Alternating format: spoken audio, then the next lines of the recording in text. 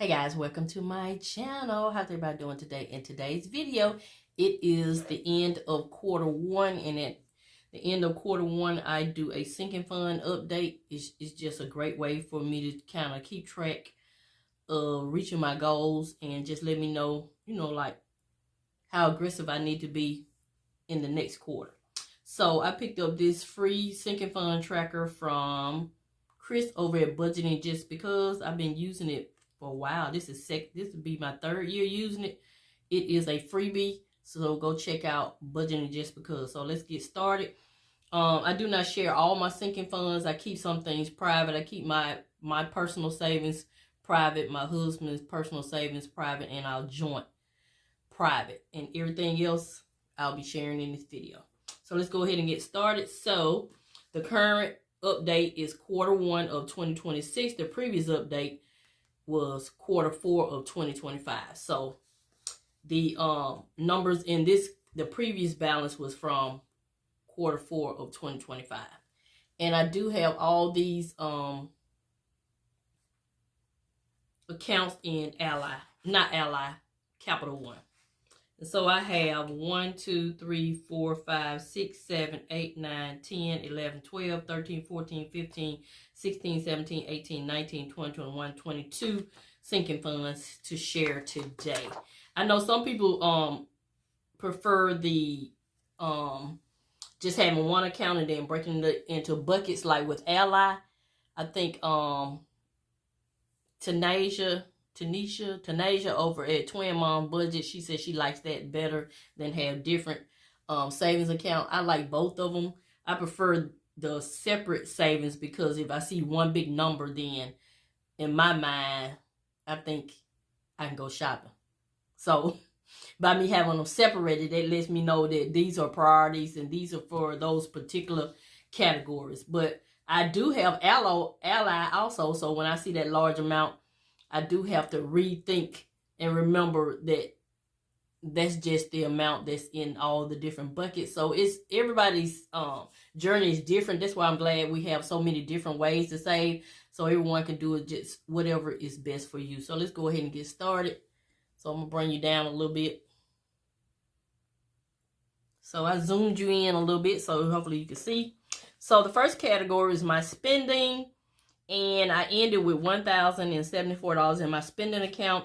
And I'm ending with $842. And that is a negative $232. That's how much I spent out of my spending account. So, yeah. Homeowners insurance, I ended with $533. We now have $538. We added $5. And that is due April the 1st. It's like $900 and some. So, I have money already in my buffer to make up the difference from some savings challenges I did. Vacation and travel ended with $2,168. We now have $2,233. We added $65. We actually added more than that.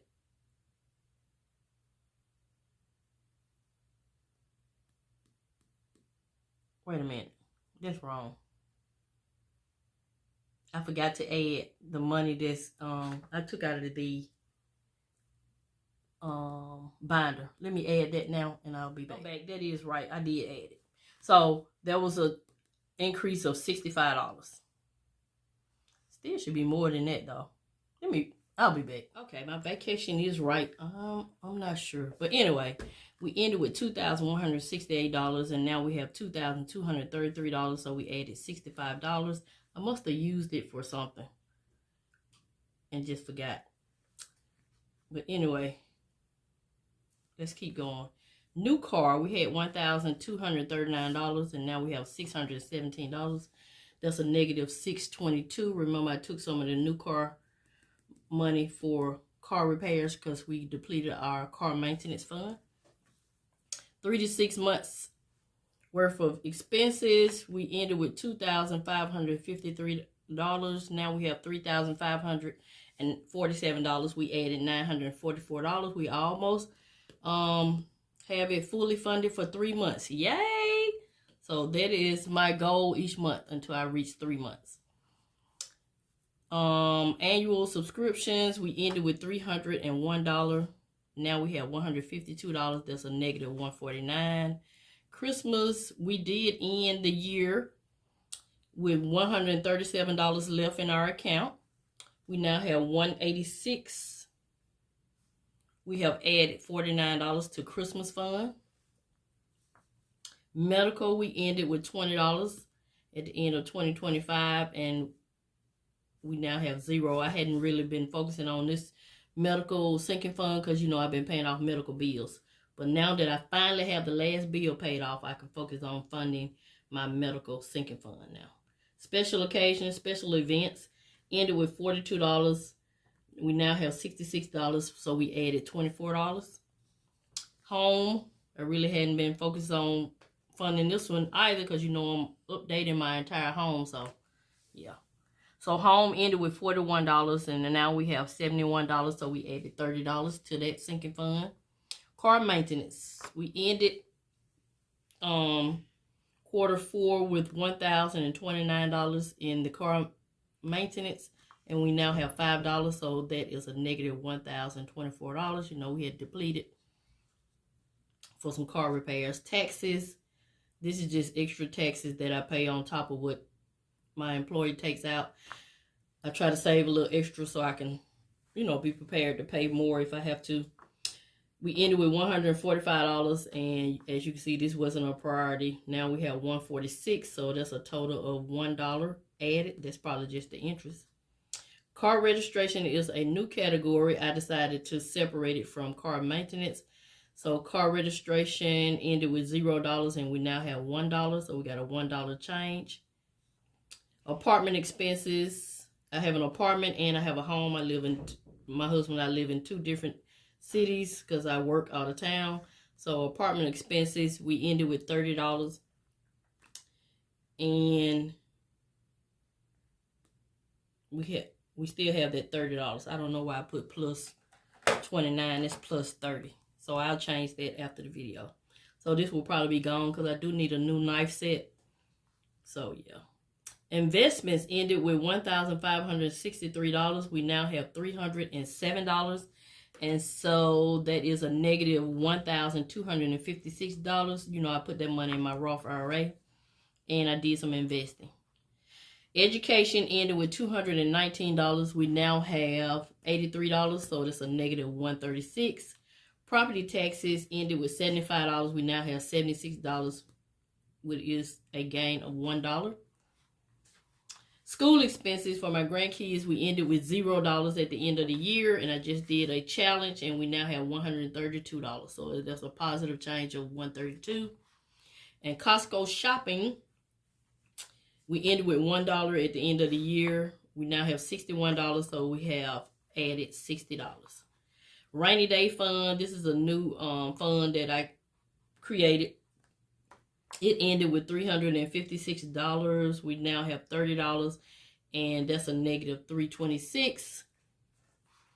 And new AC unit ended with $1,083, and we now have $1,091, so that is an addition of $8. And 6 months auto insurance, this is new. I decided to start saving money by paying our auto insurance by 6 months. And I did some saving challenges to get that started, and I just paid it March the 15th. And we had $120 in the sinking fund. I depleted that, so now we have $0. And those are my 22 sinking funds, and the total that I saved in Q1 of 2026 is $10,214. So if this money was in Ally, it would just have $10,214, and then I'll just break all this down into buckets. But I like having it separate because there's so many of them. So my focus for Q1 was to start the 6 months auto insurance, which I did. We made some changes though with our auto insurance, but we were paying $205 a month for 3 vehicles. One of them, we had 2 of them full coverage and 1 liability. I have since changed that. Now we have 1 full coverage and 2 liabilities, so that saves us out as well. So we were paying $205. So $205 times 6, that would be $1,230 we would pay if we just paid it monthly. So I decided to go 6 months, and I just paid $961. So we saved $269 by going 6 months. So yeah, so I'm doing things like that to save money.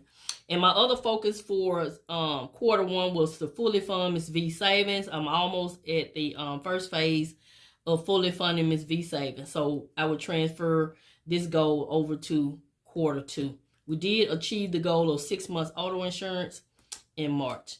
So I transferred all these numbers here to the next page for quarter two. So next time I do an update, it'll be quarter two of 2026, and the previous will be quarter one of 2026.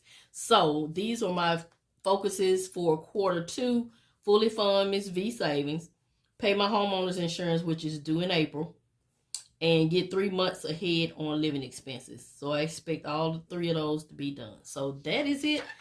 That is my update for my sinking funds. You know, that is one of my main goals, is to fully fund all my sinking funds. But what I had to do is, because it was going to be unrealistic to fully fund all of them with the full goal, so I'm doing it in phases. So I have